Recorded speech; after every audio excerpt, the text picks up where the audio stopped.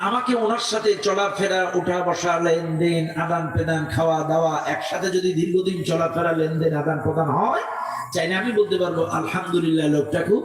কবরে যখন ফেরেশতারা প্রশ্ন করবে তোমার রবকে, এই প্রশ্নের জবাব দিতে পারবে তারা দৈনন্দিন 5 বার আল্লাহর ঘরে আওয়া যাওয়া করেছে যারা, জবাব দিতে পারবে তারা আল্লাহর সাথে উঠা বসা, লেনদেন, আদান প্রদান করেছে যারা।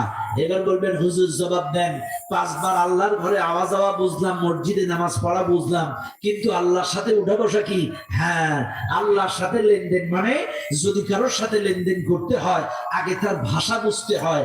আপনি যে আল্লাহর সাথে সম্পর্ক করবেন, আল্লাহ কোরআন পড়তে হবে, বুঝতে হবে, কোরআন অনুযায়ী ব্যক্তি জীবন, পারিবারিক জীবন, সামাজিক জীবন গড়তে হবে, আল্লাহর আদেশ নিষেধ অনুযায়ী উঠতে হবে, বসতে হবে। আল্লাহ যেটা বলেছে হারাম বাদ, যেটা বলেছে হালাল সেটার জন্য হালাল, হারাম হালাল বাঁচতে হবে।